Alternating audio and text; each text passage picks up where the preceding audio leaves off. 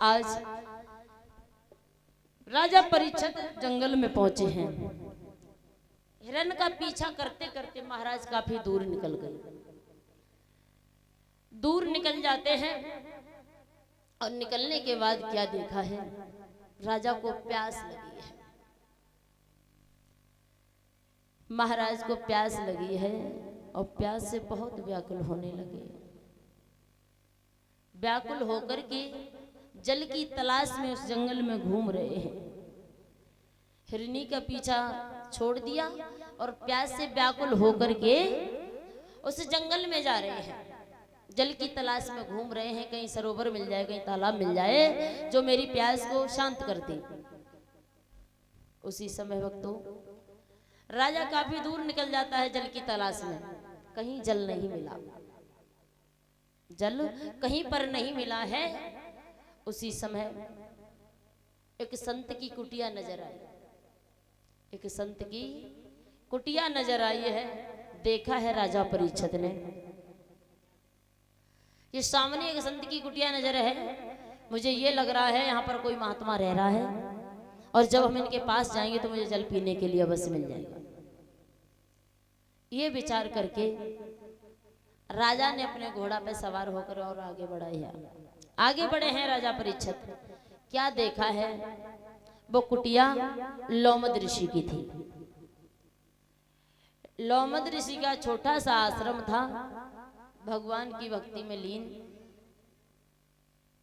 बैठे हुए समाधिस्थ लोमद ऋषि भजन कर रहे थे, भगवान का भजन कर रहे थे। राजा पास में पहुंचे हैं। देखा है जाकर के, मैं तो यहाँ जल की तलाश में आया हूं, लेकिन इस महात्मा ने मुझे देख करके नेत्र बंद कर लिए। इस महात्मा ने मुझे देख करके अपनी आंखें बंद कर ली हैं। लेकिन महाराज ऐसा कुछ नहीं था। पहले राजा विचार करता हुआ ही जा रहा था, क्योंकि सर पे तो कलयुग सवार था। सर पे कलयुग सवार था तो सुंदर विचार कहां से आते। गलत विचार आने लगे राजा परीक्षित के। सोच रहा ये महात्मा बड़ा अभिमानी घमंडी है, इसने मुझे देख करके अपनी आंखें बंद कर ली हैं। लेकिन लोमद ऋषि जो थे पहले से ही समाधिस्थ बैठे हुए थे, भगवान का भजन कर रहे थे। उनको कोई आभास नहीं था महाराज, उनको कोई आभास नहीं था कि यहाँ पर कौन मेरी कुटिया पर आया है और कौन जाता है। कोई ध्यान नहीं था। और परीक्षित महाराज, बड़ा सौभाग्य है जो आपको परीक्षित पहली बार बने हो महाराज, कि पहले भी बन चुके हो? दूसरी बार?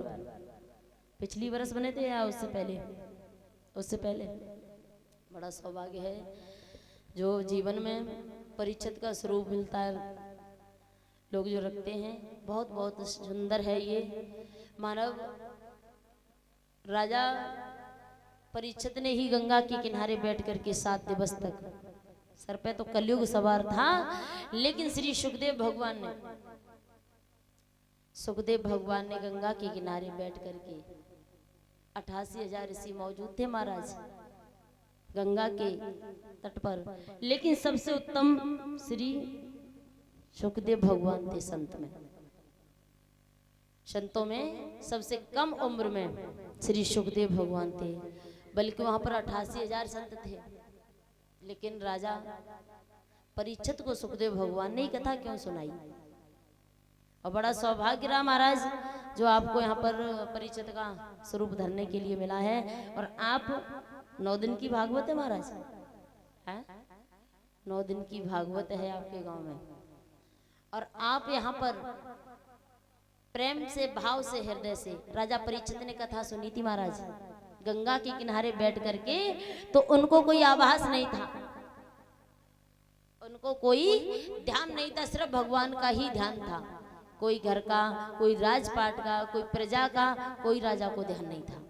और वैसे ही महाराज 9 दिन तक आप कथा आसन लगा करके, पत्नी को साथ लेकर के और भाव के साथ में कथा सुनेंगे।